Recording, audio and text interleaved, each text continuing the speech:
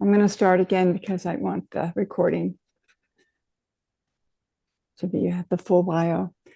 Joel Crichton is a Jungian analyst living and practicing in Victoria, Canada, and trained at the C.G. Jung Institute in Zurich. A classically trained actor, he worked in theater for over a decade and has a deep appreciation for the creative process and its necessities. He is the author of Jungian Shakespeare, Coming Down to Earth in King John, Twelfth Night, and Cymbeline, 2025 Routledge, and the creator of iPhone Android app Retell, which teaches depth psychology through stories. With that very brief introduction, I'd like to hand the mic over to you, Joel. Thank you for your time and your expertise. Thank you, Robin. Thanks for the intro. Good morning and good afternoon and good evening and good night to you all. Thanks for coming. It's very nice to see you.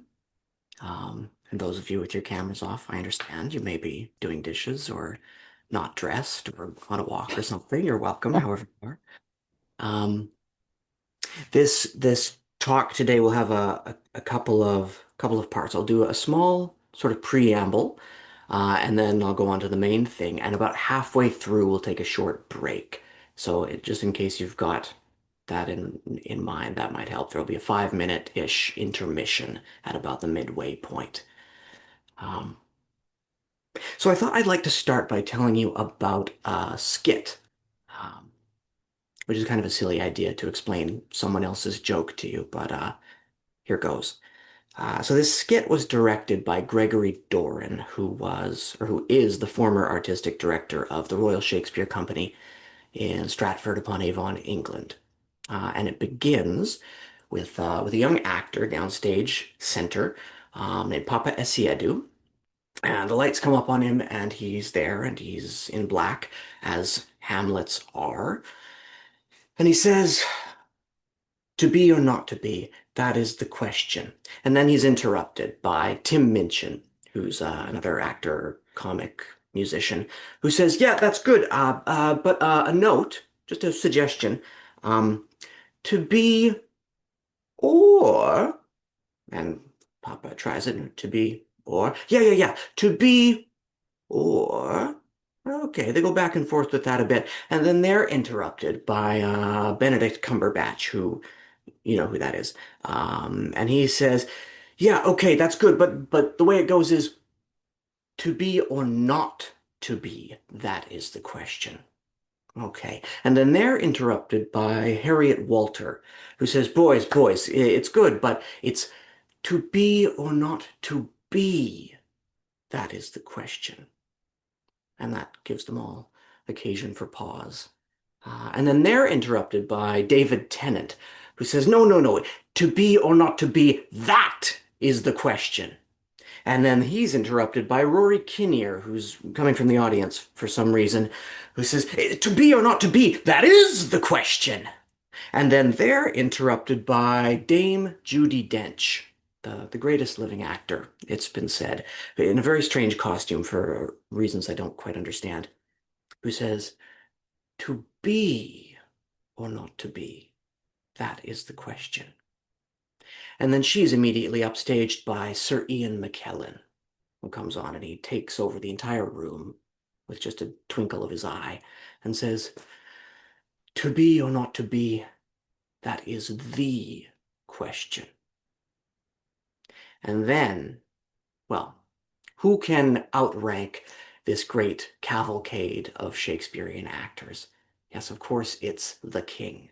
Actually, it's not the king yet. It's the Prince of Wales. It's Prince Charles while he's still waiting. And he comes in and, royalty takes over the room in a different way than stage royalty does. So all eyes are fixed upon him. And he thinks for a moment and he says, "To be or not to be, that is the question." And the crowd goes wild. Now, I have bothered beginning with a narration of this decade-old skit because it holds in it something that is If there's one thing I'd like you to take away from today, it's the message that Shakespeare can be interpreted in different ways. You've just heard the same line 7 different ways, and 7 different ways, all of which worked in a different way, and all of which come from a different Hamlet. Like the Hamlet who says one is in a completely different psychological space and relationship to the ideas that he's talking about than the Hamlet who says another.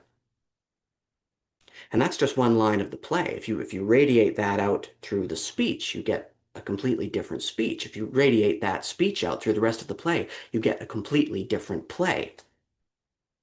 And so this helps to understand maybe why it seems to be fruitful to continue producing again and again Shakespeare's works 400 years later, because you can go to 10 productions of Hamlet and see a different play every time.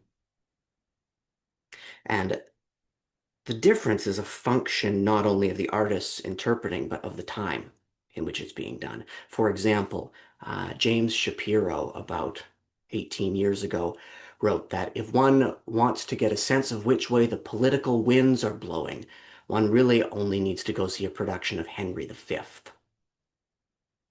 And that was possibly nowhere clearer than in 1944 with Laurence Olivier's film, which was a completely unabashedly English patriotic Henry V at a time when England needed a completely patriotic Henry V, 1944.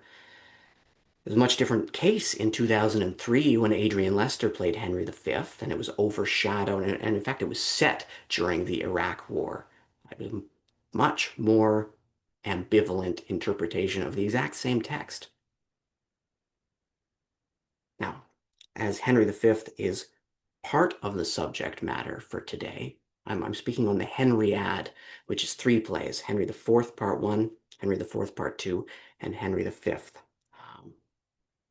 And perhaps, without further ado, it's time to see what they might have to say to us.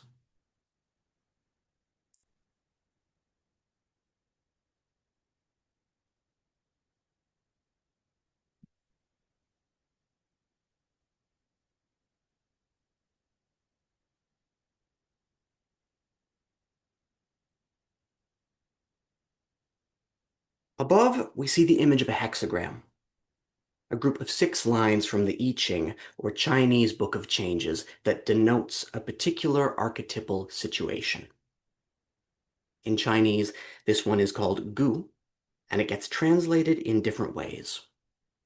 Poison, destruction, or, on the other hand, remedying, arresting of decay, work on what has been spoiled. This hexagram has an interesting myth associated with it. Wu Jingnuan tells us that on the 5th day of the 5th month, shamans assembled 5 venomous animals: the snake, centipede, gecko, scorpion, and spider. These animals were put together in a jar where they attacked and devoured each other. The surviving animal was Gu, the one whose poison and appetite was more powerful than all the rest. I ask you, is this not a myth of kingship? The poison of Gu was then used by shamans and wizards as part of magic ritual, in the belief that it could enslave those who came under its spell. Now, the fact that this thing, Gu, could be simultaneously poison and power, and that its ideograph contains meanings both for destruction and healing, is a beautiful psychological paradox. Somehow it is the poison that is necessary to heal. Venom and anti-venom are 2 aspects of the same archetype. The wounding healer. Like Friar Lawrence teaches in Romeo and Juliet, within the infant rind of this small flower, poison hath residence, and medicine power. Now, I find myself interested in kingship despite not really wanting to be, perhaps finding it a little poisonous myself. At a time in America where, though the protesters cry no kings, yet we see kings. And this is a country to which I am merely a watchful neighbor, coming from Canada, and therefore, in fact, the subject of an honest-to-goodness king. Now, I don't know if that's common knowledge, but our head of state is technically King Charles III. It would seem, despite our North American pretensions to having achieved true democracy and draining the king of his influence, the king archetype will not go down so easily. And perhaps this is in part because he has not been understood in a long time. But just as likely, it is part of his nature. The king will not be ignored. In the theater, there's an old rehearsal room trope that comes out now and then. Who plays the king? Now, the uninitiated will say that the man in the crown plays the king. However, the secret answer to this riddle, who plays the king, is everybody else. Functionally, what that means in the rehearsal room is that the actor playing the king can stride around however he likes and look as regal as he dares, but if the other actors do not treat him like the king, his kingship will not be made manifest on the stage. At a somewhat more profound level, this riddle reminds us that kingship is collectively agreed upon, a product of collective consent. Now, treating the king like the king may mean deference, or railing against him, or quailing at his looks, or anything in between. But the one thing it decidedly does not mean is to ignore him. The powerful cannot be ignored. If he can be ignored, he is not powerful. It seems that the king archetype is something referred to by Jungians pretty regularly. And yet, my experience is that hardly anyone ever says anything about it. It's virtually empty of content. It's one of those things, perhaps, that seems so obvious that there is nothing to say. The king, he goes through his alchemical bath with his queen, or he sends his princes to fetch the water of life. Maybe the difficulty is that in some way he is a pure cipher. We all know that he represents the central ruling principle of the psyche, and evidently there are no limits on what that principle can actually be. The king is a placeholder, a variable in an algebraic equation. If we are to understand the king, we must solve for x. Sir James George Frazer began his classic work of comparative mythology, The Golden Bough, with the story of the King of the Wood, a man who was guardian of the goddess Diana's tree, a priest and a murderer, perpetually awaiting a challenger, for a candidate for the priesthood could only succeed to office by slaying the priest. And having slain him, he retained office till he was himself slain by a stronger or a craftier. This aspect of kingship is developed in the realization of one of William Shakespeare's many kings, Richard II, as he returns to England from some unfortunate military action in Ireland. For God's sake, let us sit upon the ground and tell sad stories of the death of kings. How some have been deposed, some slain in war, some haunted by the ghosts they have deposed, some poisoned by their wives, some sleeping killed, all murdered.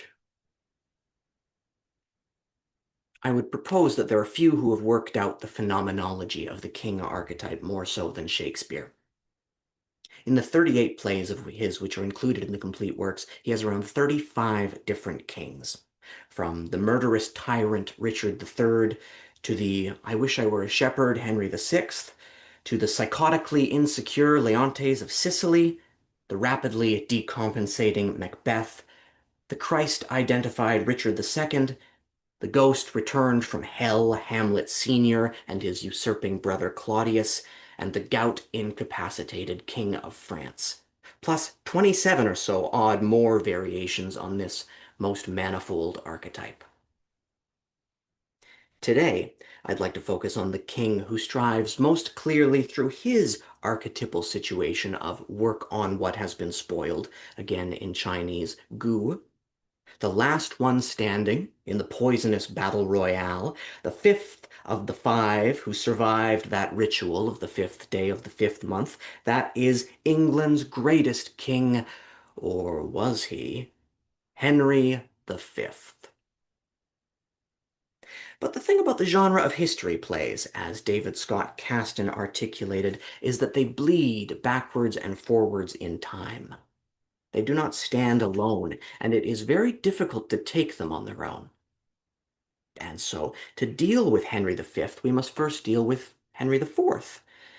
And we will do so in the spirit of the fifth line of Gu, setting right what has been spoiled by the father.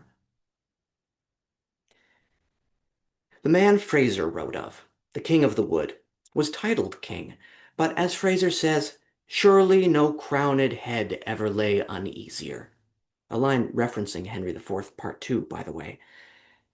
Year in, year out, in summer and winter, in fair weather and in foul, he had to keep his lonely watch, and whenever he snatched a troubled slumber, it was at the peril of his life. In Henry IV, Part 2, we see the passing of the crown from one uneasy head to another. From the head of Henry IV to his son, Prince Hal, the Prince of Wales, who in the passing becomes Henry V. Hal does not need to kill his father to become king, though it is his father's overwhelming fear that he will. And in the fourth act of Part 2, Hal does take the crown while his father sleeps. Now, he believes him to have died, it's true, but the king, on waking, sees the unconscious at work. Thy wish was father to that thought. That line is one of those which ratifies Harold Bloom's suggestion that Shakespeare was the original author of depth psychology. That an unconscious wish can be father to a thought, and a thought can arise as a fantasy wish fulfillment. What a novel idea! Among all the wonderful insights of Freud and Jung, it so often seems that Shakespeare got there first. And I hope you won't mind if I say a little more about that before getting on with the king. Oops.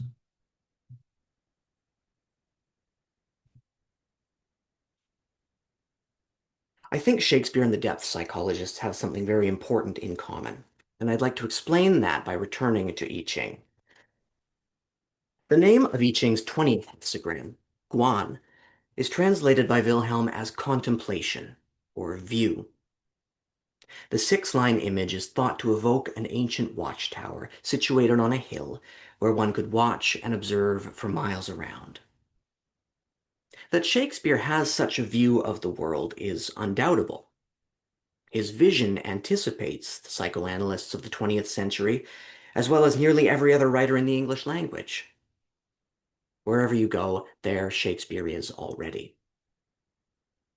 Wilhelm adds the following commentary to Guan.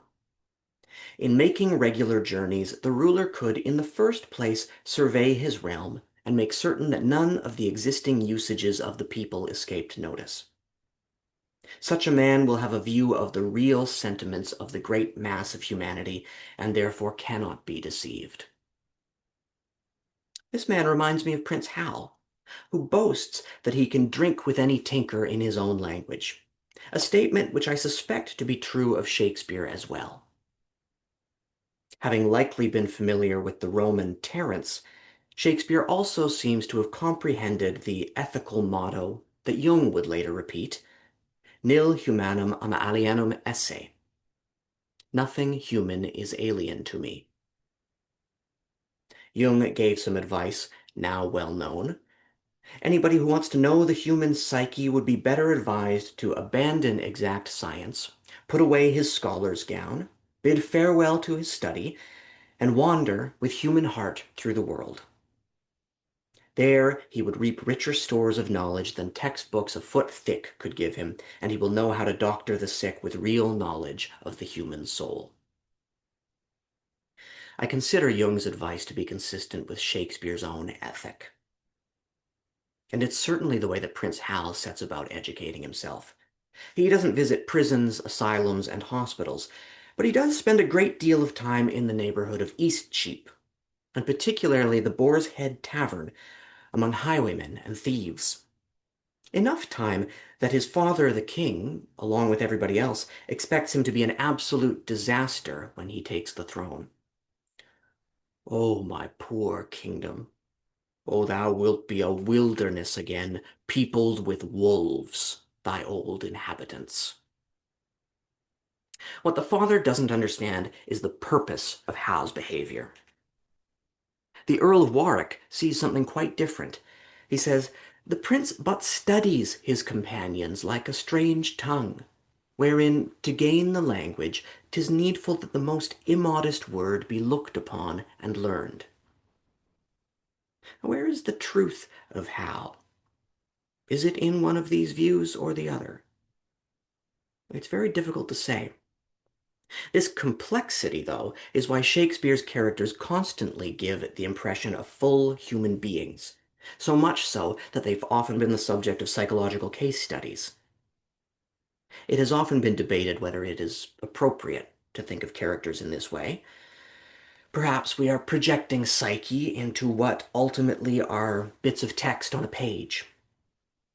Perhaps we're projecting psychological notions back in time onto a Shakespeare for whom our ideas of human nature would be absurd. Yet, I persist, and my simplest argument is that this is part of the Jungian way, to take psychological phenomena, like characters, seriously, and to assume the presence of depth within them. If complexes can be autonomous, and we can dialogue with dream figures who seem to possess a certain wholeness, then it is obvious to me that literary characters also form a kind of irreducible psychological unit. Maybe we can say that they're Shakespeare's complexes writ out, but that's only rarely helpful. Best just to treat them as people and get on with it. Shakespeare's characters do not flatten. All, great and small, are likewise both great and small at the same time, strong and weak, honorable and ruthless. To paraphrase Solzhenitsyn, the line dividing good from evil cuts through all of their hearts. And in this way, they evince what Jung would later identify as the tension of opposites, the fundamental psychological dynamic without which there would be no psychic energy. The great actor Ben Kingsley spoke to the tensions in these characters and the importance for playing them of staying with them. Regarding Julius Caesar's Brutus, he said that he seems to be fraught with contradictions. Brutus's inconsistencies are only a microcosm of the whole play. If you try and iron out these inconsistencies in order to make the part playable, you will in fact anesthetize the energy within the lines.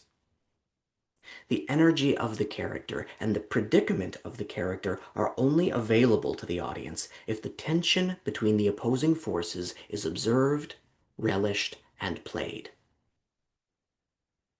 The director John Barton offered the simple summary: in a way, the contradictions are the character.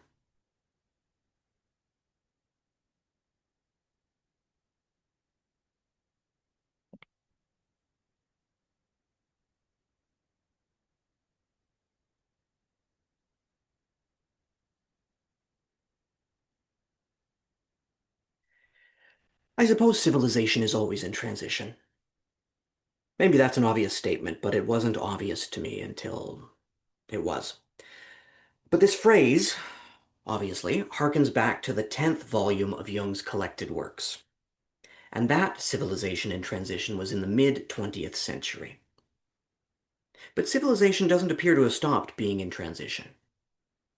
It seems to have been in transition the entire time, and as far as I can tell, it's been in transition at least as far as Shakespeare's day, and that's the other civilization that I want to bring up at the moment, because in the late 16th to the early 17th century, we've also got a civilization in transition.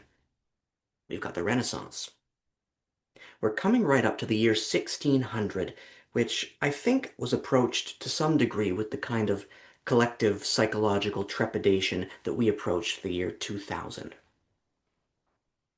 At this time, there's not merely the numerical symbolism of just turning over the year. There's also the very imminent looming end of the Elizabethan era. Queen Elizabeth I had been queen at that point for over 40 years, and she was getting old. She would die in 1603. And up to that point, she had no heir. As we know, the monarch, king or queen, is a collective symbol of no small significance. As the central ruling principle of a society, they are the center of the mandala, that upon which everything else is predicated and from whom everything else flows. This is most clear in mythological images of the sick or wounded king, in which the disease of the king translates directly to a disease of the land. In Shakespeare, we could consider the morning of King Duncan's murder in Macbeth, in which day turns to night, and the horses in the stable turn wild and eat each other. So, the Elizabethans, seeing the death of their queen on the horizon, really may have felt they were staring over the edge of a cliff. The queen they had known for their entire lives was nearing her end, and had left no contingency plan in the event. Perhaps, like Henry IV, they feared their England would soon be overtaken by wolves. Maybe it was. The coming century, the 17th, would see not one new king, but 5, and one queen regent. England would see their first king beheaded by his own subjects on charge of treason. Apocalypse. That's the particular aspect of civilization in transition that I want to address. I think they felt a looming apocalypse then. And I think we feel a looming apocalypse now, too. I asked my grandmother once, possibly 15 years ago, if it had always seemed like the world was going to end. I had just seen a documentary on climate change, which had really shaken me, and so I asked this leading question, most likely from a place of hoping she would say yes, and maybe take the edge off the experience for me. Yes, it has always been like this, so maybe it's not quite so dire as I feel it to be. I didn't know it, but what I was looking for was the archetypal nature of apocalypse. Something deeper and more universal than my own individual experience in my own particular time and place. Anyway, she did say yes. In her 80 years at that point, if it wasn't one war or another, it was the Cold War and especially the Cuban Missile Crisis. It was JFK's assassination. It was Y2K. It was 9/11. There were no shortage of things that left her certain that the world was about to end. And I think we clearly, collectively feel that way today. We are spoiled with options. We have an embarrassment of potential world enders. Climate change, artificial intelligence, war, a comet, bioengineered diseases. There's always something that seems able to wipe us out without a moment's notice. And I don't mean to take away from the reality of certain threats. There may be a lot of reality to them. But I do mean to focus on the archetypal, psychological nature of the apocalypse. It's probably obvious to say that apocalypse is archetypal.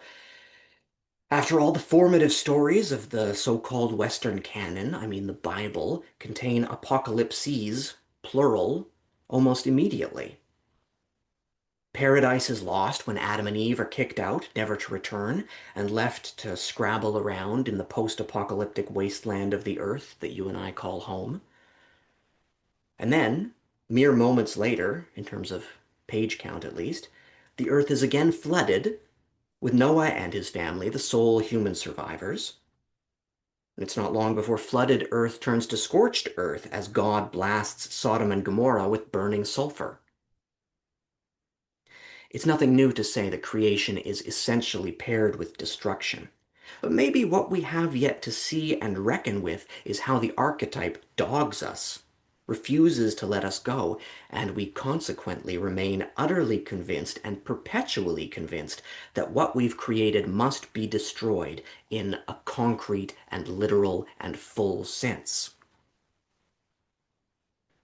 And so it's probably obvious to say that apocalypse is archetypal, but maybe it's not obvious that it's archetypal in the sense that it's a pattern of experience that is inherited in the human psyche and that we are predisposed to experience in the world.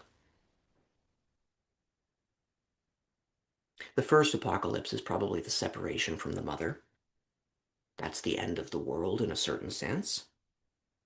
Of course, it's the initiation into another world as well, and that might remind us, somewhat helpfully, that the etymology of apocalypse is not end of the world, but revealing what had been covered. It's the taking away of a layer to release what was beneath. I think there's a way that we're all experiencing to some degree the imminent apocalypse because maybe we always are. Maybe that's always the way it is, and it always seems like civilization is on the brink of collapse, or that the world we know, or the life we know, is on the brink of collapse. I remember a Woodland Cree friend telling me that for indigenous people in North America, the apocalypse has already happened. And that stuck with me for many years. It helped me digest that apocalypse is not only objective, but it's subjectively experienced. When a way of life comes to an end, the person living that way of life experiences the archetype of apocalypse.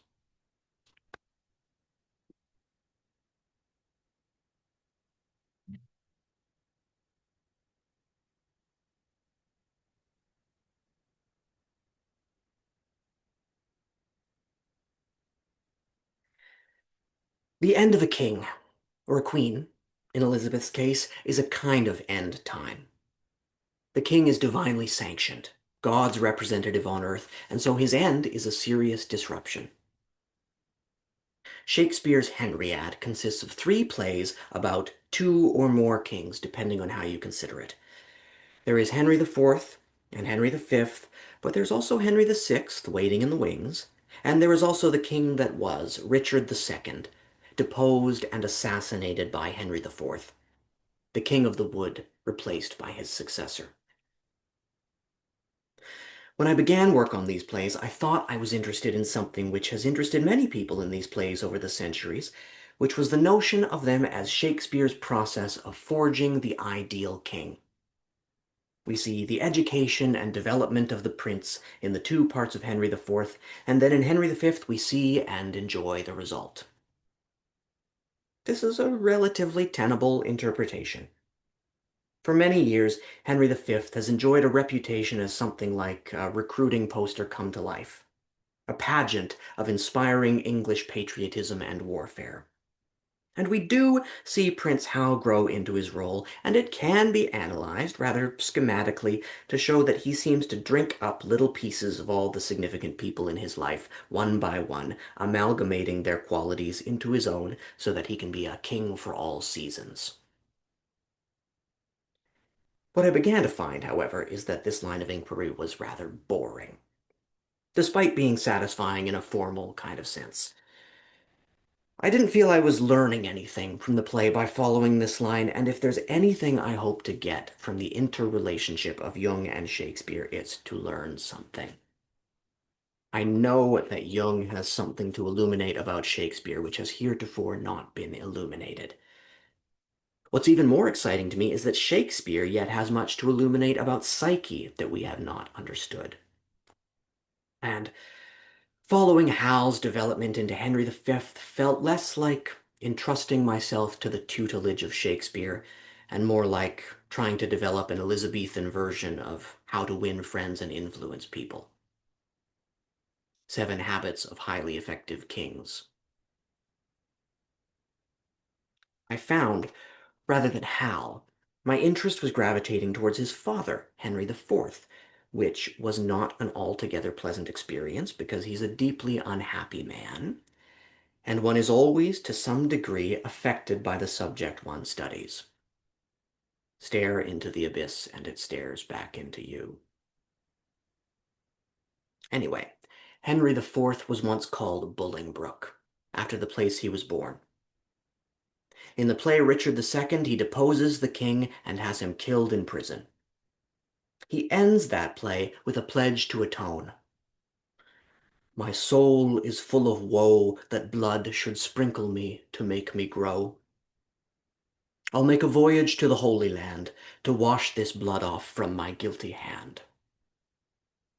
And in the next play, which bears his own name, he picks up right where he left off. As far as to the sepulchre of Christ, forthwith a power of English we shall levy, whose arms were moulded in their mother's womb to chase these pagans in those holy fields.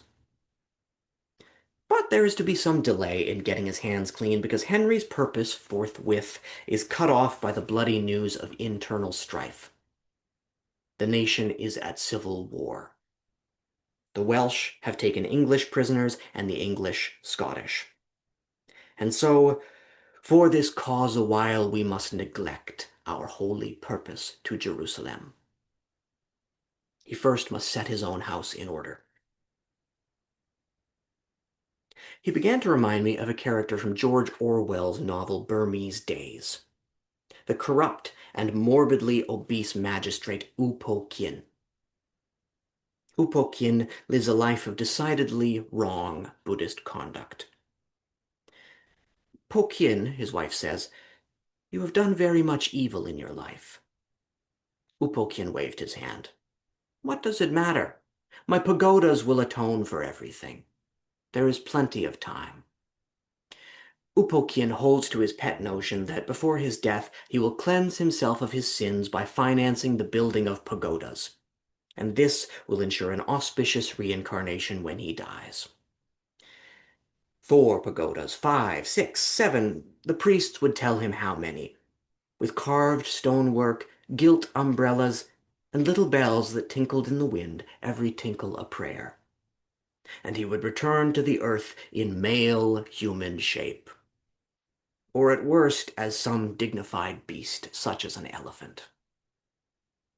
Sadly, or deservedly, just as he has reached the peak of his life, in an extroverted sense, and is properly ready for his second half of life to commence, before so much as a brick of those atoning pagodas had been laid, U Po Kyin was stricken with apoplexy and died without speaking again. There is no armor against fate. Even if he has escaped hell, his other fear has been realized, and he has returned to the earth in the shape of a rat or a frog. Perhaps at this very moment a snake is devouring him. How like a life it all is, though. Few of us rise to such heights, let alone seize crowns, command nations, or lead crusades.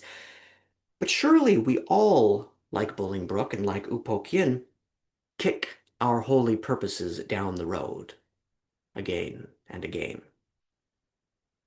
There is always something else. We intend to learn the guitar when we retire. We intend to visit family just as soon as work slows down. We intend to spend time with our spouse, but the kid takes an extra hour to get to sleep. We were going to go for a run today, but it's raining, and there's a new show to watch. All surely understandable. Perhaps also all equally frivolous, at least from the perspective of eternity. But the rebels distract us and demand our attention again and again.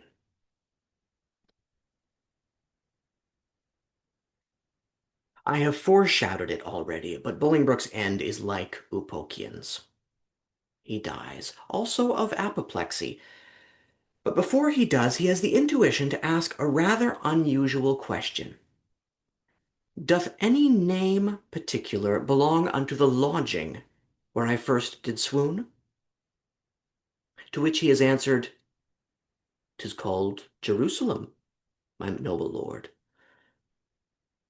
He reveals here for the first time in his final lines that it hath been prophesied to me many years I should not die but in Jerusalem, which vainly I supposed the Holy Land.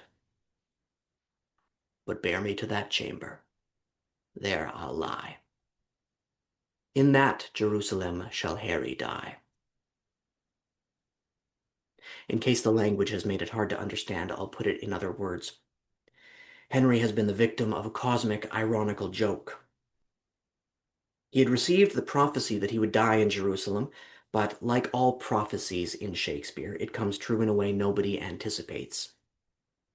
He finds at this moment that his deathbed lies in Westminster Abbey's Jerusalem chamber, and it would seem all the wind goes out of him. He realizes his vision of crusading heroically was nothing. It's already over. The destiny to which he aspired was a trick of the light, a sleight of language. We must all fear somewhere, though it seems to be voiced more often by men. Whether or not they actually feel it more, I can't say. But we fear, even as we may seem to be succeeding in life, securing a career, family, home, whatever it may be, that our destiny will somehow elude us.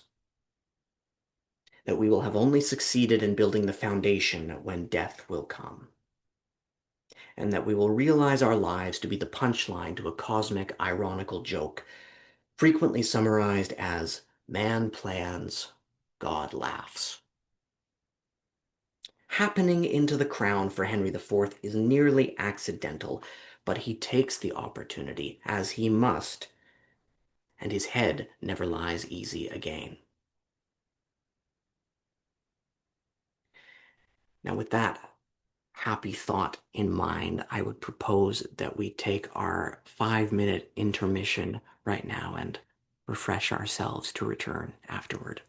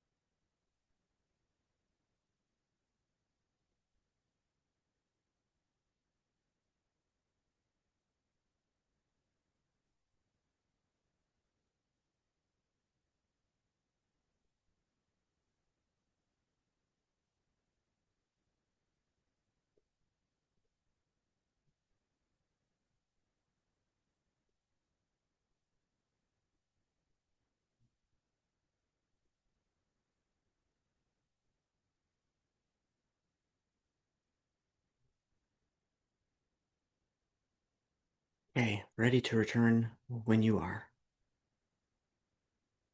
I guess the you is mostly Robin. I'm just checking with you. The rest of you, I assume, can handle yourselves. I'm here. Okay.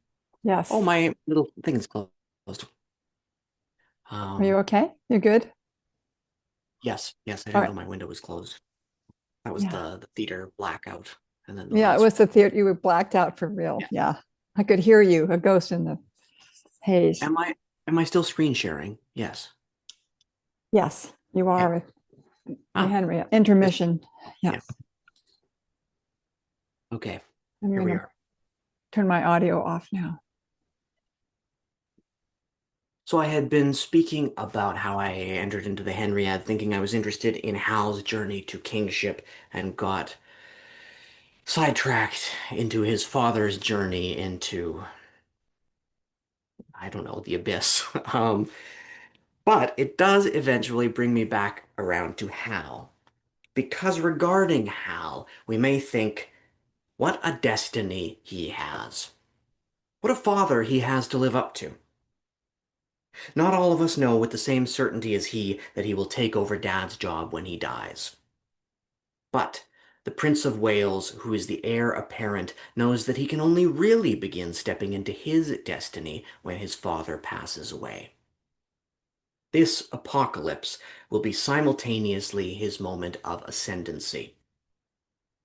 The father is like a sun that the sun has no choice but to orbit, only able to break free when that sun burns out at the end of time. It's clear that Hal learns from his father's experience, because no sooner has he become king than does he begin his own crusade, not to Jerusalem, but to France. This was in fact his father's deathbed advice, to busy giddy minds with foreign quarrels, that action, hence borne out, may waste the memory of the former days. That is, the voice of rebellion will best be stilled by creating a common enemy. We come to understand at this point that this was the ulterior motive for the crusade all along. Henry's wish to wash his hands clean apparently had nothing to do with the spiritual, vertical dimension, but was in fact appallingly horizontal. He appears to have no sense of himself finally as having sinned, but merely as having sinned in the eyes of others. He does not want to cleanse his soul. He just wants to cleanse his persona. In the way that men so often respond to a strong father by finding a way to succeed in a related but slightly adjacent discipline, Hal becomes a king in a very different vein. But it's not just from his father that he takes his cues. I've mentioned earlier the way he takes on or pushes off from different pieces of everyone he encounters. The open question is why he does this. What kind of a man builds his personality so consciously and intentionally from a young age all the way through to his death? The first time we meet Hal, we see him goofing off with his Eastcheap friends and planning a literal highway robbery. A decidedly unregal introduction. But when the friends depart, we are granted a private audience with the prince, who says after them, I know you all, and will a while uphold the unyoked humors of your idleness. And then he turns to us to explain, yet herein will I imitate the sun, who doth permit the base contagious clouds to smother up his beauty from the world, that when he please again to be himself, being more wanted, he may be more wondered at. By breaking through the foul and ugly mists of vapors that did seem to strangle him. If all the year were playing holidays, to sport would be as tedious as to work. But when they seldom come, they wished for come, and nothing pleaseth but rare accidents. So when this loose behavior I throw off, and pay the debt I never promised, By how much better than my word I am, by so much shall I falsify men's hopes, and like bright metal on a sullen ground, my reformation, glittering o'er my fault, shall show more goodly and attract more eyes than that which hath no foil to set it off. I'll so offend to make offence a skill, redeeming time when men think least I will. It's so remarkably calculated. He's going to slum it for a while with the intention of creating a dramatic reversal. He's directing his own play in advance, leading everyone to believe that he is a true reprobate and scoundrel, while planning at a key moment to reveal himself in all his glory, like the epiphany of a Greek god throwing off his beggar's costume. Who in the world does this? It's crazy. Hal has been understood sometimes as Shakespeare's good Machiavel. That is, a master manipulator and plotter, just like Iago or Richard III, but a good one, rather than an evil one. Or if not good, then at least one the audience tends to feel on the side of. But when we ask what kind of person does this, there are a few things we need to take into consideration. The first is that he is effectively an orphan.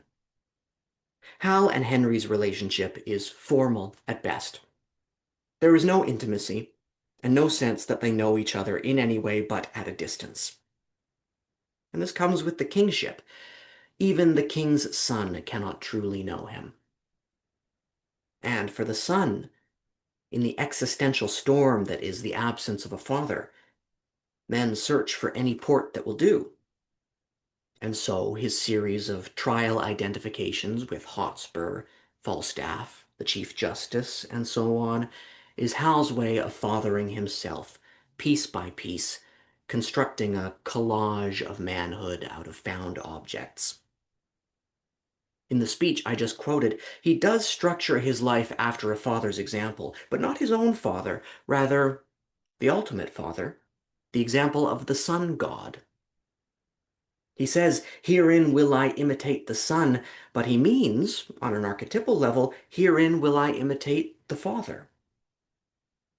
As is so often clear in Henry V, the only father he really feels he has is God, and God is the only father that will do for him. The second thing we need to take into consideration to come to grips with Hal is that he knows he will be king. In his throneness, the circumstances of his birth into the world, the throne and greatness are baked in. This situation is given a somewhat parodic counterpoint in the words of Owen Glendower, the leader of the Welsh. "At my birth, the front of heaven was full of fiery shapes. The goats ran from the mountains, and the herds were strangely clamorous to the frighted fields. These signs have marked me extraordinary, and all the courses of my life do show I am not in the roll of common men." From another play, Twelfth Night, we get the line that some are born great, some achieve greatness, and some have greatness thrust upon 'em. For Hal, it may be all three. The third thing is that Hal's kingship has to remedy his father's. They both know this. Henry, dying, tells Hal that all my reign hath been but as a scene, replaying the argument of his usurping. This is the goo aspect of Hal's kingship, setting right what has been spoiled by the father. The second part of Henry IV repeatedly uses the image of disease to describe the state of the nation and the state of the king, perhaps most memorably in these lines of the rebel Archbishop of York: "The Commonwealth is sick of their own choice. Their over-greedy love hath surfeited.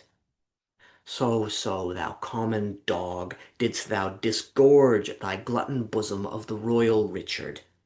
And now thou wouldst eat thy dead vomit up, and howl'st to find it."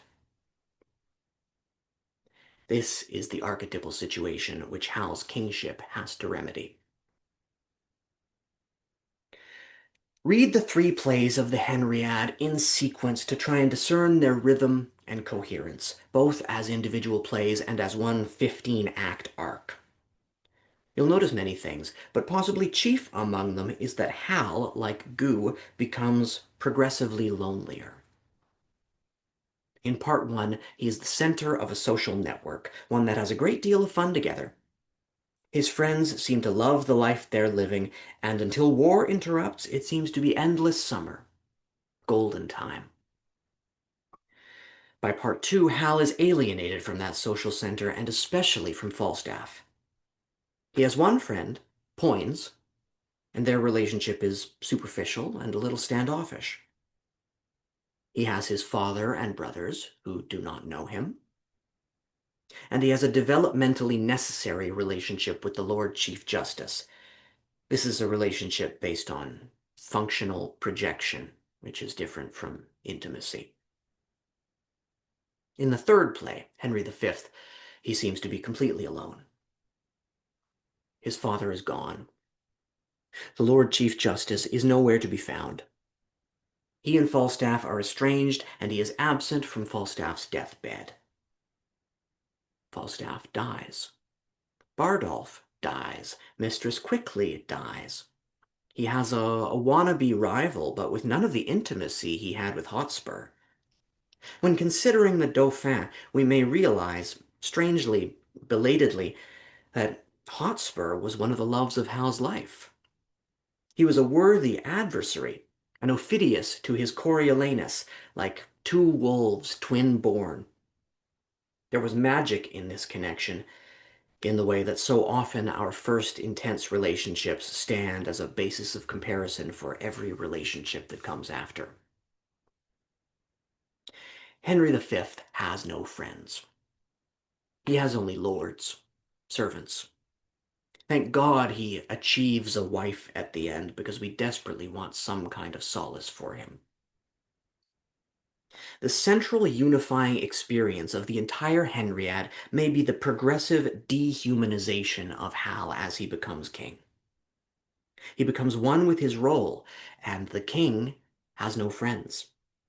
The king can have no friends because the king must stand alone. The king is human, but not human. Superhuman, but subhuman too, because nobody will speak truth to the king. The betrayal of Hal by his childhood bedfellow, Lord Scroop, proves that as king he has become objectified, even by his nearest and dearest. Lord Scroop, thou that didst bear the key of all my counsels, that knewest the very bottom of my soul, that almost mightst have coined me into gold. Scroop proves that Hal, in a critical sense, is to all others no longer a person once he has become Henry V. He is a sovereign to be sold. We sometimes feel ashamed of Hal's abandonment of his friends, but the fact that a relationship like this can turn to selling out and treachery confirms Hal's unfortunate, cold wisdom. He was entirely right to banish Falstaff, not only because Falstaff himself is a complete liability, but because a king can have no friends, because once king he can no longer trust. The arc of the 3 plays shows a particular view of man's life. As a man's life goes on, it increasingly becomes like sailing a small boat off into an unknown ocean, knowing you'll never return. You grow up. You leave behind childish things. You leave behind beloved places. You leave behind friends. When Hal, at the end of part 2, in the speech many regard as the betrayal of Falstaff, says to him, "I know thee not, presume not that I am the thing I was," he means it. And when he says, "When thou dost hear I am as I have been, approach me, and thou shalt be as thou wast," this essentially means never. It's like saying, you may approach me when the sun rises in the west and the rivers run backwards up to the mountains, when pigs fly. The king and the king archetype in the man's psyche cannot hesitate when the trappings of one's former life must be burned, excommunicated, executed. You individuate, whether you like it or not. And individuation can be a damnable lonely thing at times. The consolation is that then perhaps you achieve yourself, whatever that means. You fulfill your destiny. And that's it. You die. The sun burns out, and your boat dissolves, and you fall into the water, bones picked in whispers.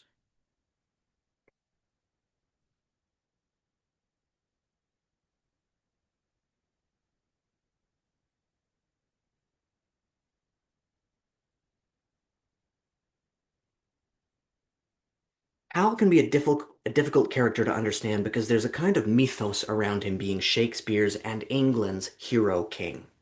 England's greatest king.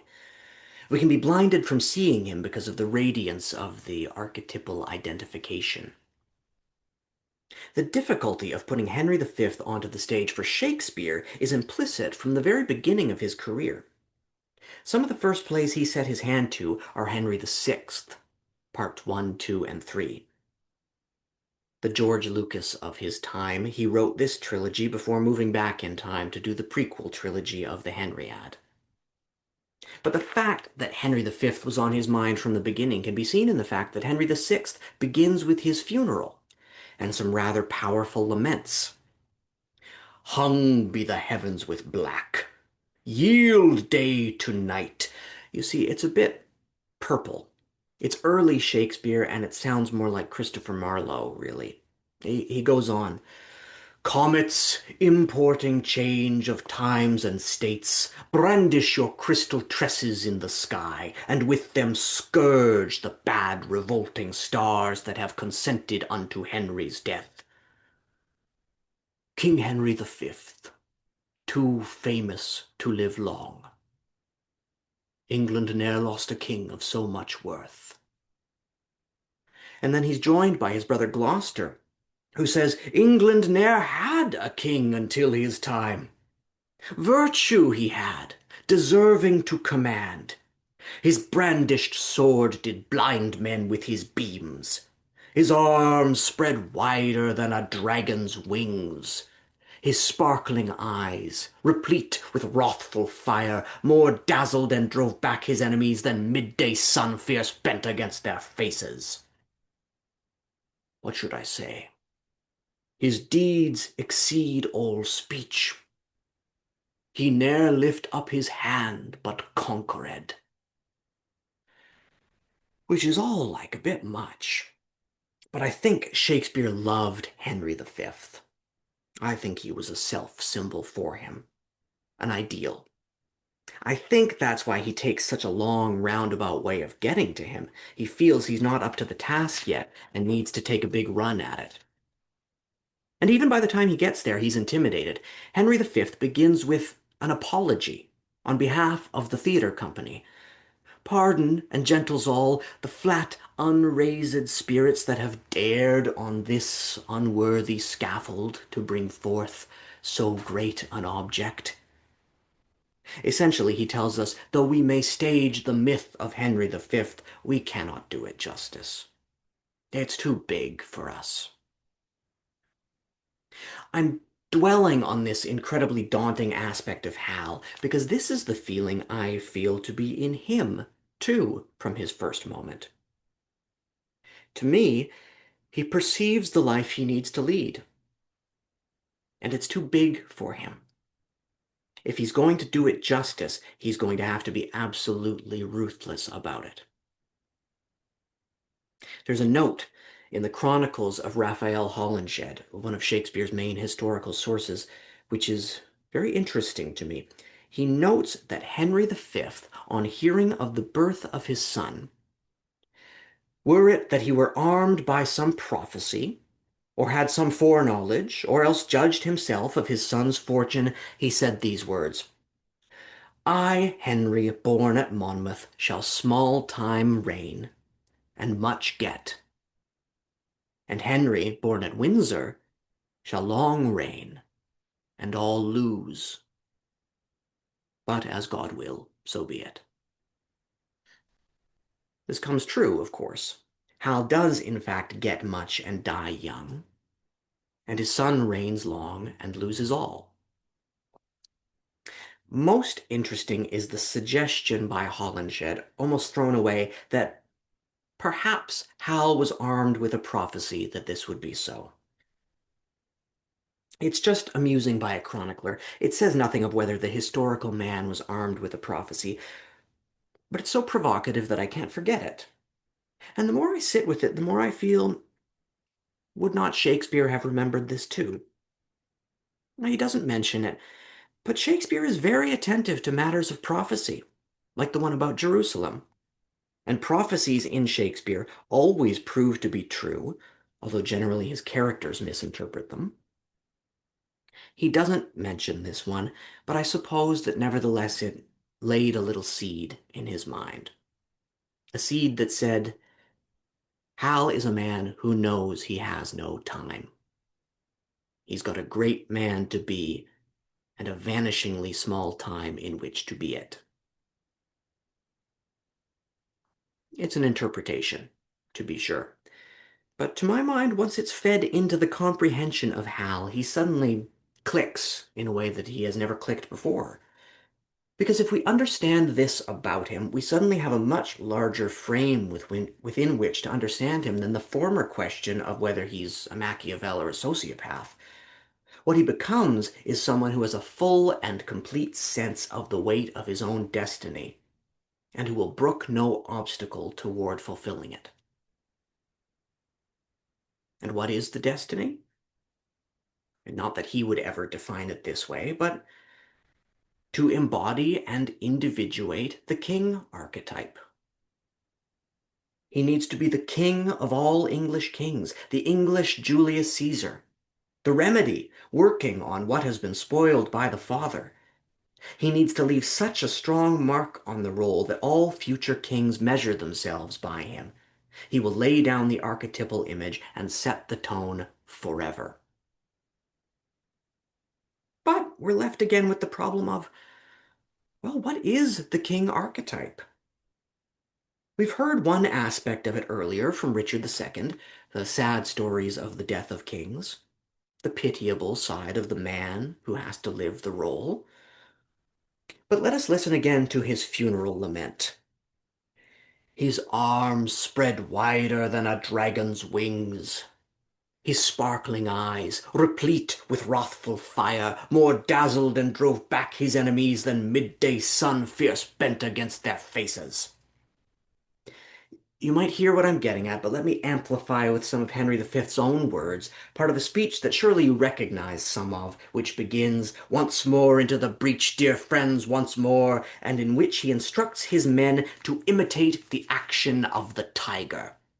Stiffen the sinews, conjure up the blood, disguise fair nature with hard-favored rage. Then lend the eye a terrible aspect. Let it pry through the portage of the head like the brass cannon. Let the brow o'erwhelm it as fearfully as doth a galled rock o'erhang and jutty his confounded base, swilled with the wild and wasteful ocean. Now set the teeth and stretch the nostril wide, hold hard the breath and bend of every spirit to his full height. If we take these images seriously, his arms wider than a dragon's wings, his eyes replete with wrathful fire, his eye peering out like a cannon, his brow overhanging his eyes, we begin to see about the king. The king is a monster. Perhaps the most chilling monster image associated with him is brought by the soldier Michael Williams when debating with the disguised king on the morality of war, who says, the king himself have a heavy reckoning to make when all those legs and arms and heads chopped off in a battle shall join together at the latter day and cry all, we died at such a place. Some swearing, some crying for a surgeon, some upon their wives left poor behind them, some upon the debts they owe, some upon their children rawly left. This isn't meant to be an image of the king, but rather of what the king leaves in his wake. But psychologically, actually, it is an image of the king because, as Williams is arguing, the king is not separate from his consequences.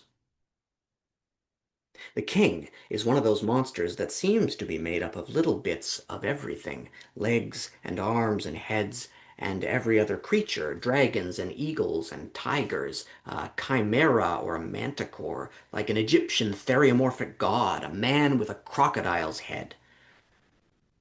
And indeed, that is what the goo aspect of Hal is, that scorpion that has been trapped in a jar with all the other creatures and killed and eaten his way to the top. The last man standing, absorbing all of their poisons to make himself the man of many qualities.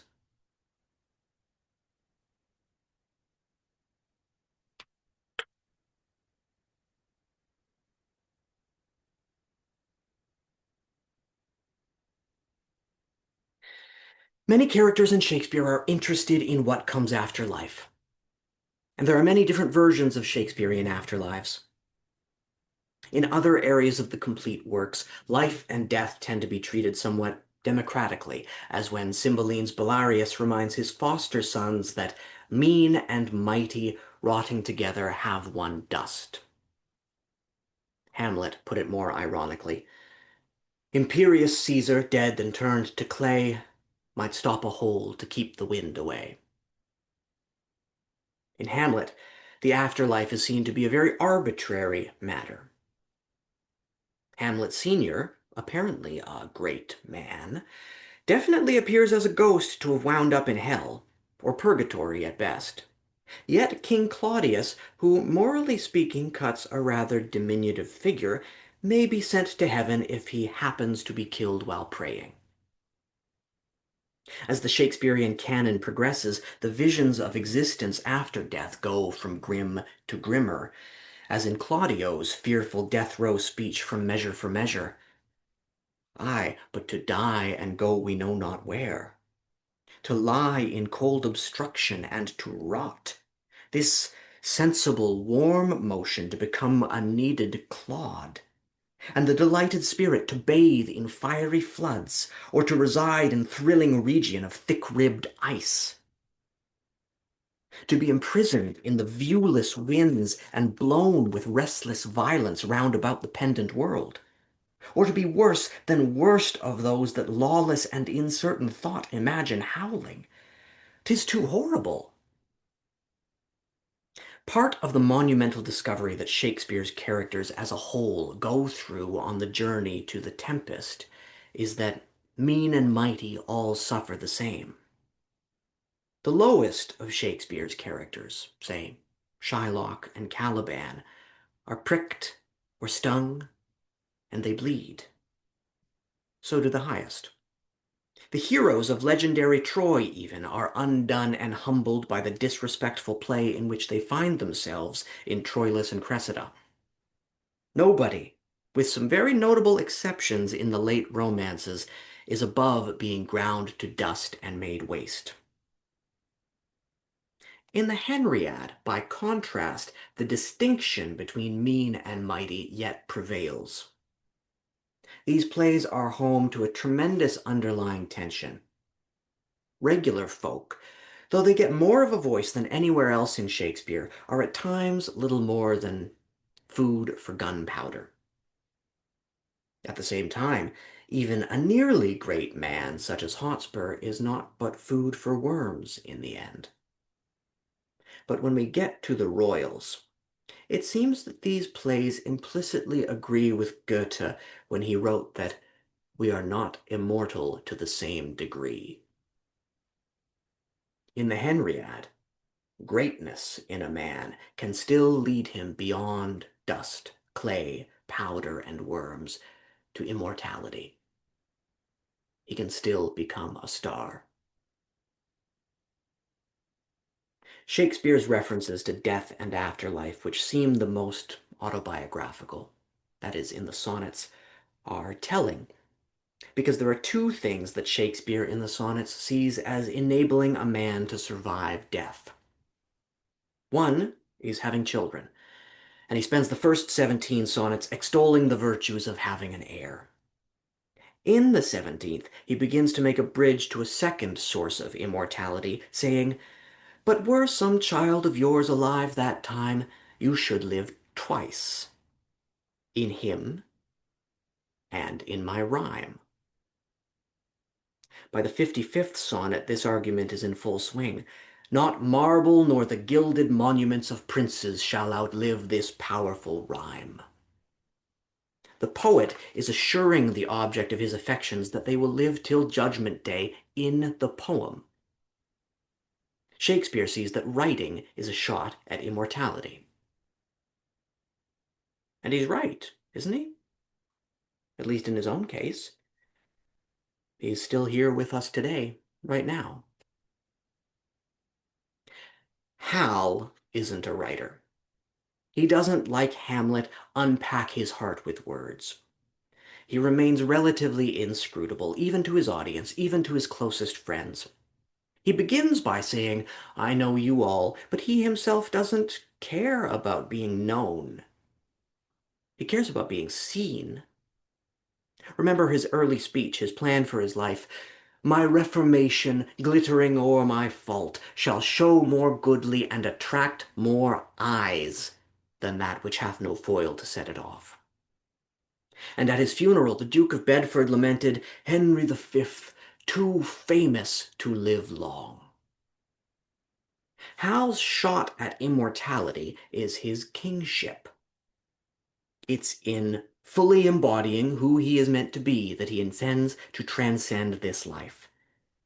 And this necessitates fame, though fame is also understood as the corrosive which cuts his natural life short. Like goo, remedy, and poison, fame paradoxically renders him both unable to live long and able to live forever. But a place in the firmament is necessary for Hal to realize his ambition of his destiny. And he's got a model in this. It's actually spelled out in that same opening scene from Henry VI, which I keep returning to. And once again, it's the Duke of Bedford who says, "Henry the Fifth, thy ghost I invocate. Prosper this realm, keep it from civil broils, combat with adverse planets in the heavens. A far more glorious star thy soul will make than Julius Caesar." For Shakespeare, Hal is the English Julius Caesar. He is someone whose memory will live forever, and this is concretized in the heavens by the birth of a star. The great kings of the past look down on us from those stars. So whenever you feel alone, just remember that those kings will always be there to guide you. That's the Lion King.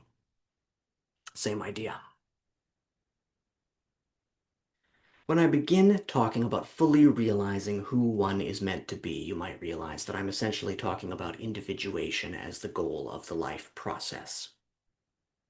That's an idea implicit throughout Shakespeare, never articulated but intuited and constantly worked on. You could say this about many of his characters, that what distinguishes them is that they refuse to stop being themselves. And for many, this has a tragic end.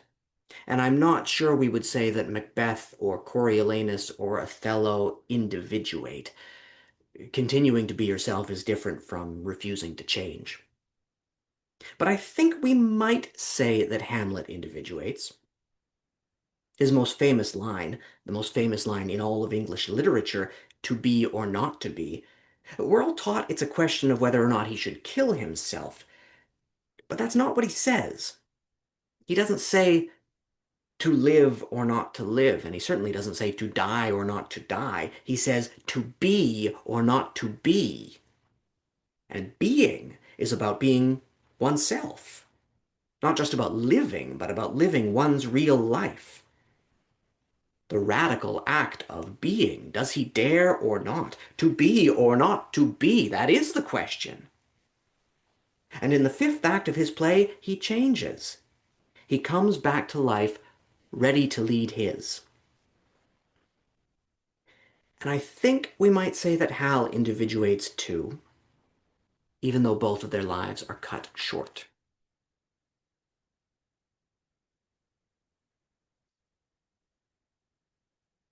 Life being cut short is another similarity with Shakespeare, actually. Hal died at 35, but Shakespeare died at only 52.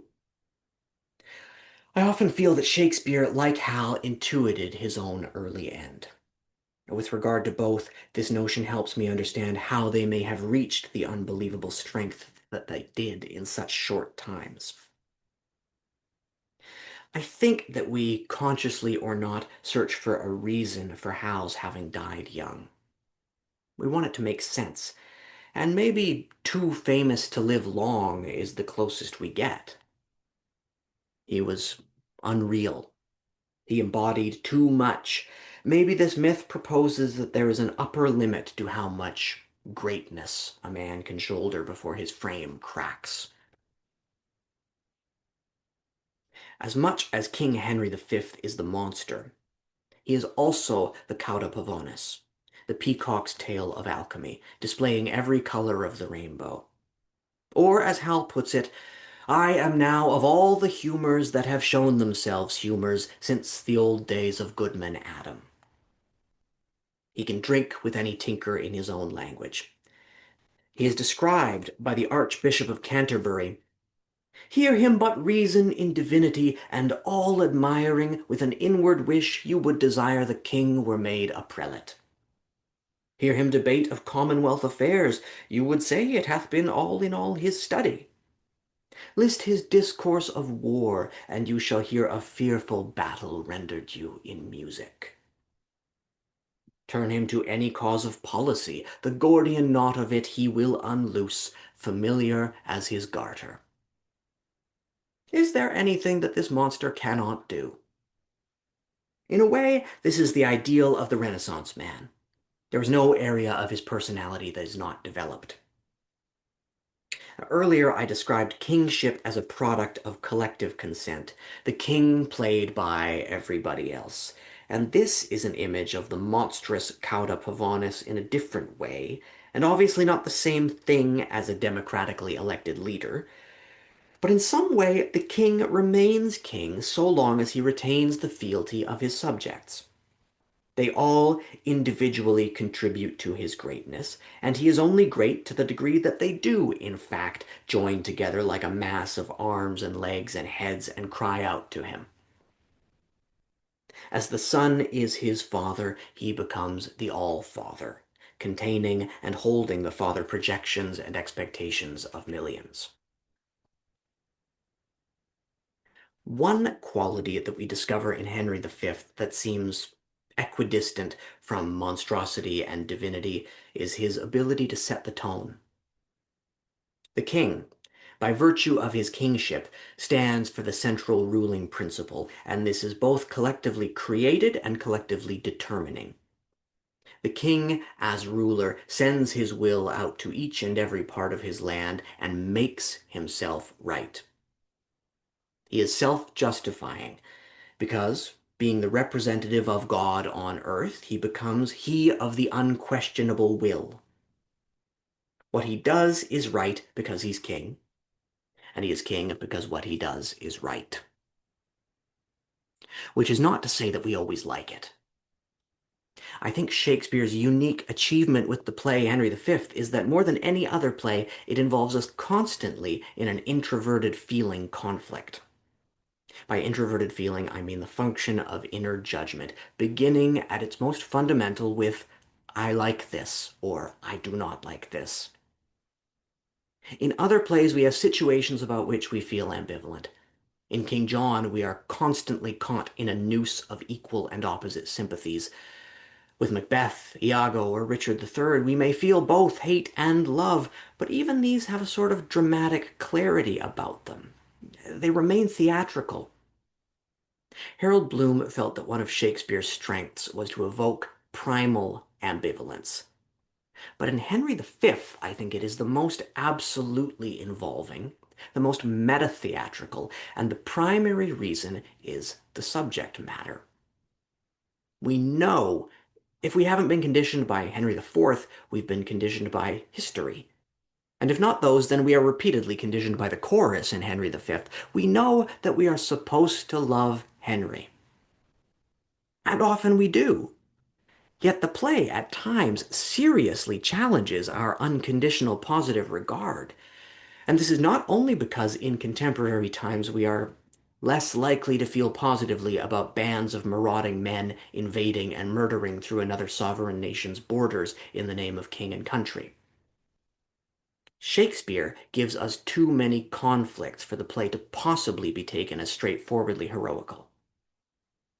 Some critics have observed that the actual scenes of the play seem to exist almost as an ironical counterpoint commentary on the rousing patriotic speeches of the chorus. The play, a thing inseparate, divides more wider than the sky and earth. This is why Olivier had to cut several scenes to make his film, which understandably needed to be unequivocally patriotic at the time it was made. But he cut everything which darkened Hal. The English Shakespeare Company, producing the Henrys in the 1980s, received a flurry of angry letters from attendees who had felt they had effectively ruined the plays by leaning into their ambivalence, when in fact the ESC had merely tried to play what was written, rather than the collective myth around what was written. To try and illustrate Hal, I have now to catalog the colors of the peacock's tail that he displays for us as king in Henry V. Once he becomes king, he has but 5 short acts in which to express every quality under the sun, and this he does. With the churchman, we see piety and conscience. With the French ambassador, we see sensitivity to insult and vengefulness. With the traders, we see cold manipulation, thinly veiling heartbreak and fury. In battle, at Harfleur, he embodies patriotic fervor, transforming his men into fearless warriors. In negotiations with the governor of Harfleur, we see an implacable psychopath, a god-man, threatening the citizens with murder, rape, and infanticide if they do not cooperate. Later, we see him in the impartial guise of law, as he makes an example of his former friend Bardolph. In the night, before the Battle of Agincourt, we see the youthful thespian, the trickster at work, passing himself off as one of the soldiers, trying to get in touch with what his men are feeling, not liking what he hears. We see him philosophical, defensive, and something of a sophist. In soliloquy, he then opens up to us, our first direct audience with the king in 14 acts. We see a human being confessing the weight of his burden. In the morning, he demonstrates his single most heroic act, speaking in terms of psychological kingship, of transforming the objective archetypal situation of his army moments before battle. They are miserable, feeling already beaten, having gone through the night like so many horrid ghosts.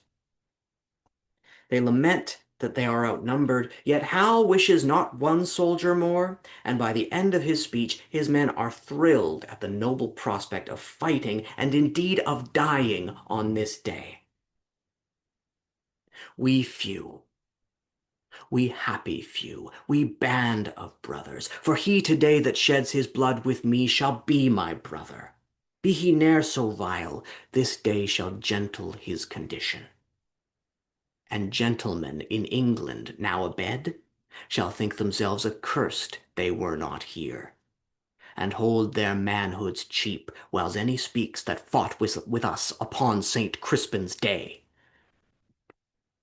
He has wielded his kingship with utmost sophistication to remake reality in his own image. Returning to Agincourt, mid-battle we see a ruthless man, maybe panicking, ordering the prisoners to be killed. Moments later, we see earnest piety when, in winning the day against all odds, he disowns responsibility for the victory. O God, thy arm was here, and not to us, but to thy arm alone ascribe we all. There is yet more.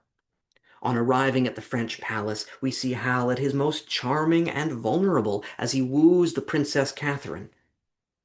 And 5 seconds after she agrees to marry him, he's back to locker room talk, making bawdy jokes with the Duke of Burgundy about his new fiancée. We feel we're right back to the start of the trilogy in Eastcheap with Poins and Falstaff. 15 acts, full circle, we see the man cannot be limited to any single presentation, but will consistently pull out a new and novel mode of behavior we did not know him capable of. After this, we are told in the epilogue that he died. But we do not see him sick, and we do not see him die. In some sense, he is too much, too big to be allowed to die on stage. His death can never be staged because in some way he is a demigod and can never really die. Now, is this not a dizzying pageant of personality? No wonder he can seem unanalyzable as a character. But the thing that underwrites all of these changes, what Stanislavski would call the super-objective, is that he will do whatever it takes to secure his place in history, whatever it takes to win, to realize his destiny, and to not succumb to the same disappointing fate as his father.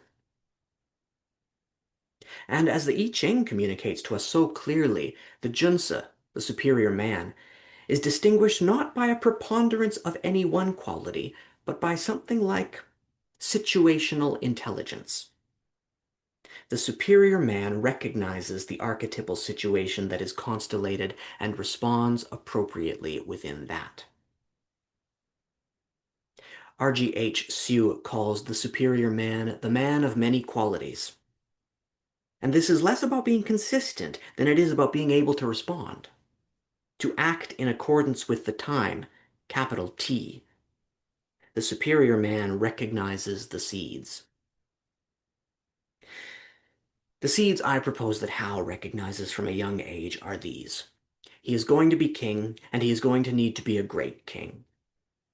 Perhaps he has an intuitive foreknowledge suggested by the prophecy that he will gain much, but reign only a short time, and his son will reign long, but lose all. What does a man do with this foreknowledge? With the understanding that he will be the peak of his line, and after him all will fall apart. His father muses at one point, O God, that one might read the book of fate and see the revolution of the times make mountains level, and the continent, weary of solid firmness, melt itself into the sea. Oh, if this were seen, the happiest youth, viewing his progress through, what perils past, what crosses to ensue, would shut the book and sit him down and die. But that is the father. It is not the son. Hal has, in some sense, read the Book of Fate, and this is his heroism. He never balks. So many heroes tend to say, no thank you. Even Christ in Gethsemane begs, take this cup of suffering away from me. The hero seems to be archetypally bound to say, like Tevye in Fiddler on the Roof, I know we are the chosen people, but once in a while, can't you choose someone else? We all have significant traffic with the hero archetype, and it seems everybody experiences not wanting to be the hero of their own life. We wish we had anybody's problem but our own. But Hal takes his own wholesale, never seems to question it or shrink from it. That's part of what makes him so frightening. But evidently, it's also part of what makes him immortal, a far more glorious or bright star even than Julius Caesar. His efforts are always to grapple with his burden, to understand it, to learn how to wield it. Even as he curses the crown as that which killed his father, he embraces it.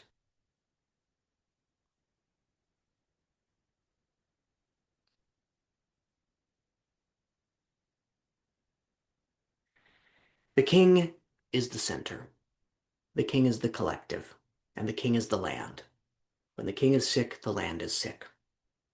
The reason that hexagram 18 can be translated both as remedy and poison is that it's not yet resolved which it will be. It is a time that is a hinge. And now, just as with the hinge between Henry IV and V, we experience ourselves as being at just such a hinge. I have a proposition to make. When staring into the future and contemplating apocalyptic darkness, we feel an impressive sense of ourselves as being contextualized in history. Increasingly in postmodern times, we are aware of history, and this leads us to see ourselves as part of a narrative. We say with naive certainty that we will be on the right side of history and they will be on the wrong side of history. But moral judgments aside, within these statements, we view ourselves from the future, as it were. A vision of the destiny we will need to have achieved. Or we see ourselves as helplessly beholden to history, reenacting histories that collectively we refuse to understand and learn from. Some of these are the real human histories of other civilizations that have made catastrophic choices that we seem to be repeating. Some of them are hypothetical, like the civilizations scattered throughout the universe, theorized as having hit some kind of great filter and wiping themselves out. Or we see ourselves as breaking utterly and apocalyptically new ground, and we preemptively identify our own time as the last crazy gasp of the great experiment called humanity.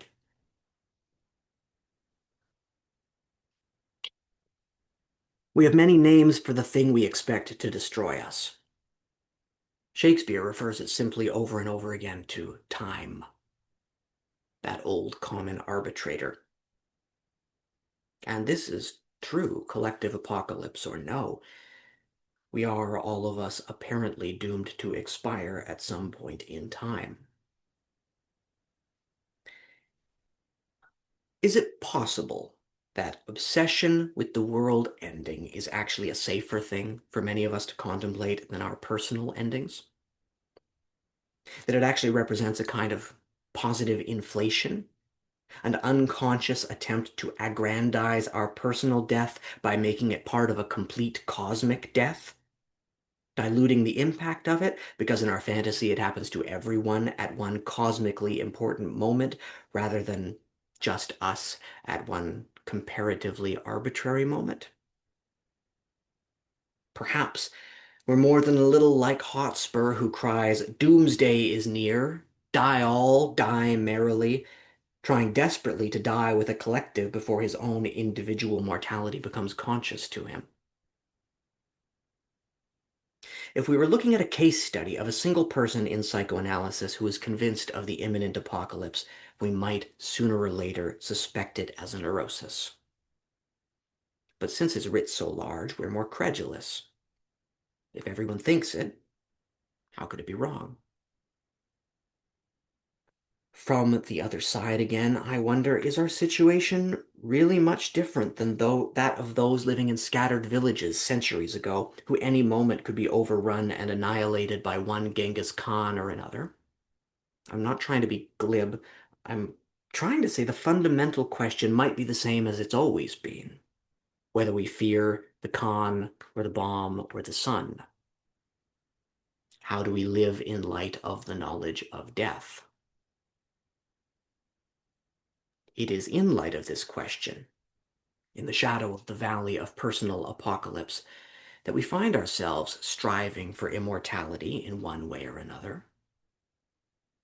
Hal strives to leap over the valley, to skip descent to the dead, and install himself in the firmament as a star through pure strength of will and character, just like Julius Caesar.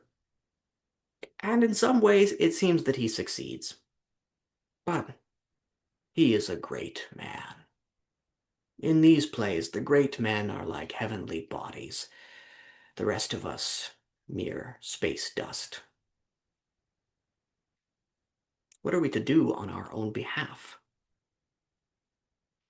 It's a much more personal question than how do we prevent the apocalypse?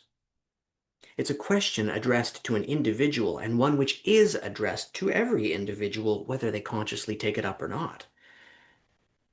In some way, it's far more manageable than the question of how an entire civilization is supposed to confront its end. But in another way, it's far more frightening. I have earlier proposed that Shakespeare, at the turn of the 17th century, is also occupied with the interface between apocalypse and history.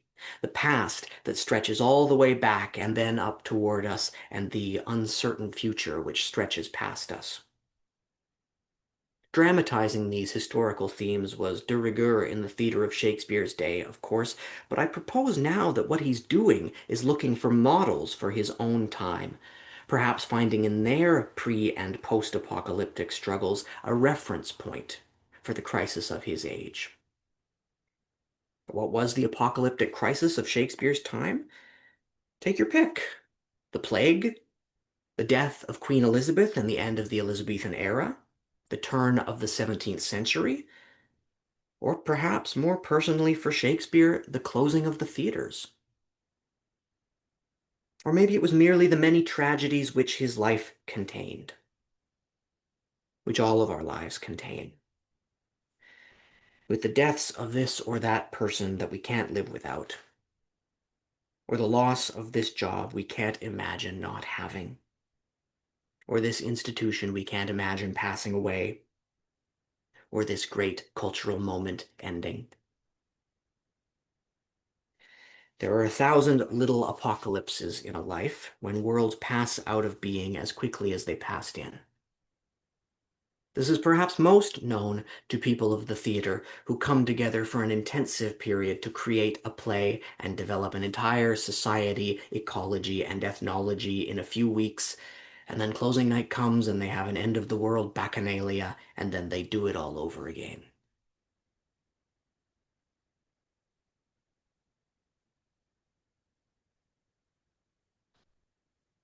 I think I can close with a moment from part 2 of Henry IV, a moment which is sometimes regarded as one of the most exquisite little paintings Shakespeare ever made.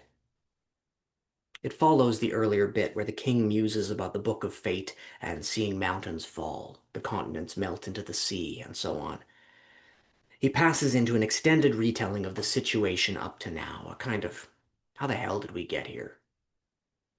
This is followed in a completely different key by the introduction of the characters Silence and Shallow, old countrymen doing their own how did I get here, and where is the life that lately I led, recollecting and catching up with the present. Shallow says, I was once of Clement's Inn, where I think they will talk of mad Shallow yet. And Silence says, you were called lusty Shallow then, cousin. By the mass, I was called anything, and I would have done anything indeed too. There was I, and little John Doit of Staffordshire, and Black George Barnes, and Francis Pickbone, and Will Squeal. Oh, you had not 4 such swinge-bucklers in all the inns of court again. And I may say to you, we knew where the Bonarobas were, and had the best of them at commandment. Jesu, Jesu, the mad days that I have spent. And to see how many of my old acquaintance are dead. Silence says, we shall all follow, cousin. Certain, 'tis certain, very sure, very sure. Death, as the psalmist saith, is certain to all. All shall die. How a good yoke of bullocks at Stamford Fair? What's the price of cows these days? By my troth, I was not there. Death is certain. Is old Double of your town living yet? Dead, sir. Jesu, Jesu, dead. He drew a good bow. And dead? He shot a fine shoot. Dead. How a score of ewes now? A score of good ewes may be worth £10. And is old Double dead? The mountains fall, and the continents melt. Kings come and kings go, and somehow, amidst all this cosmically important history, these two seem almost the most immortal of all. Because we know them. We may feel a distant kinship with Hal or Henry. But these men are us. On and on they go, talking of dead friends and the price of sheep, the stuff of life.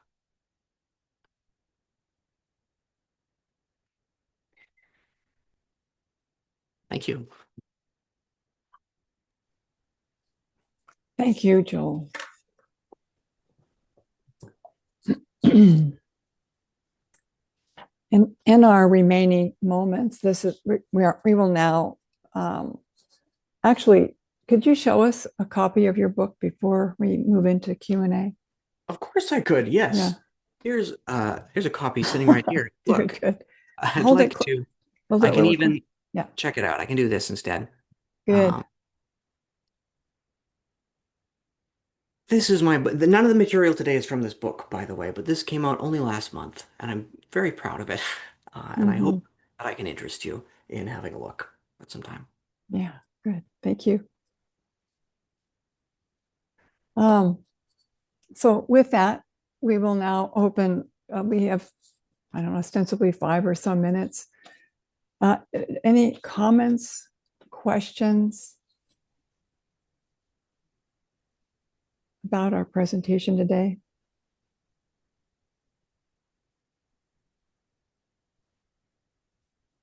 Matthew. Yeah. Well, Joel, thank you for your presentation. I want to share with you something that opened up 1 Henry IV, Act 1, Scene 1 for me. This is Harry Berger Jr.'s article, What Did the King Know and When Did He Know It? Shakespearean Discourses in Psychoanalysis. This is what Harry Berger says. By the end of the first scene, we learn that Henry had arranged the confrontation with the Percys, the one that occurs in 1-3, before he makes the crusade speech that opens the play. He had already sent the foppish messenger to Hotspur at Holmdon to make an issue of the prisoners. His behavior works to provoke them, meaning the Percys, into an uprising that he could later be in the position to blame them for. So at the end of 1-1, he implies that Hotspur is responsible for his having to cancel the crusade that he proposed primarily in order to be able to blame the cancellation on Hotspur. I like that very much because it really identifies the depth of Henry's cunning. It certainly supports the feeling that the Machiavel sun didn't fall far from the tree. Yeah. Thanks. You're welcome. Thank you, Matthew. Another comment, sharing about your experience. It's a powerful presentation. I find myself speechless personally.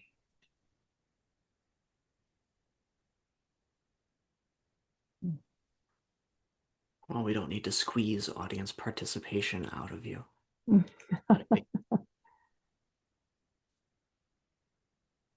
Maybe I would just like to say there was just a very, very wonderful evening, and you did 2 magnificent things for us. One was a wonderful lecture.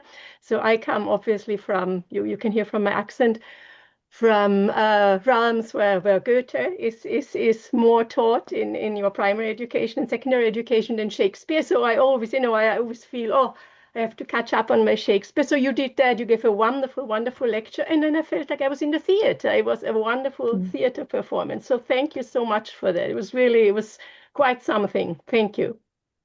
Super. Thank you. Very, very enjoyable. In part, the whole Jungian Shakespeare project was born in a group supervision when I realized that no one else knew Shakespeare there. Right, right. I I went through acting school, and I sort of thought everyone knows Shakespeare, and I think in England they do. But for most of us, Shakespeare is like War and Peace. It's like we know we should read it, but we'll get to it. Mhm. Yeah. May I ask how did you come to the idea to connect Shakespeare with I Ching? Oh, I just happen to use both of them a lot. I find them both very valuable resources. Um, I've realized I've come to treat the I Ching as sort of like a compendium of archetypal situations. I mean, it tells you it contains everything in the world. Um, Actually, this was the initial point of connection, that the book says I have everything in the world, and I suspect that Shakespeare's book, The Complete Works, might also have everything in the world. I haven't confirmed it yet. There may be a few things missing, particularly in the realm of the feminine, but Mm. it at least contains a lot. Thank you.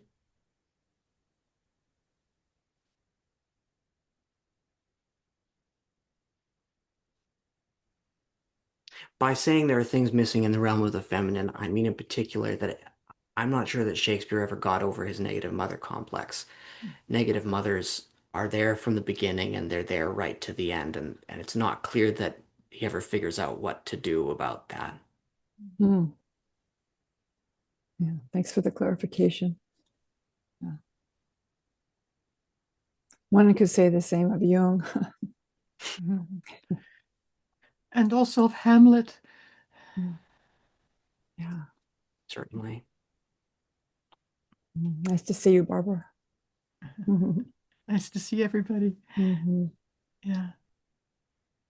Well, I'm unmuted, so I'll just say I was enthralled the whole time, Joel. Absolutely wonderful. Thank you. I appreciate it. Yeah.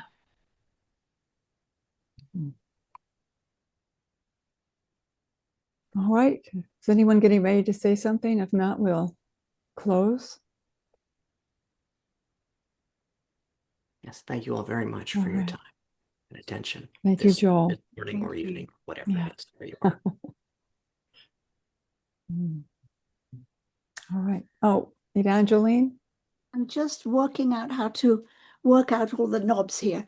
Joel, I feel I've been at a most incredible performance.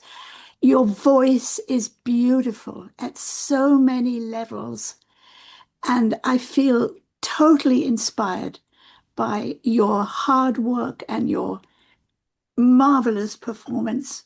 Thank you so, so much. I shall be thinking about this for a long time.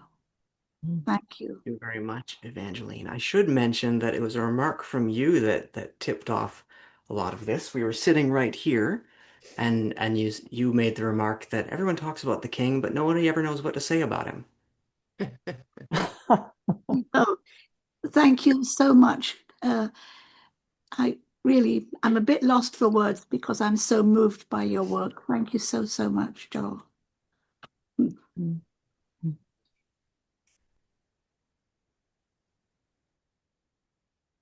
Shall we go along then? All right. On that note, good night, good morning, good evening, everyone. And thank you, Joel. Thank you. Yeah. All right. Oh.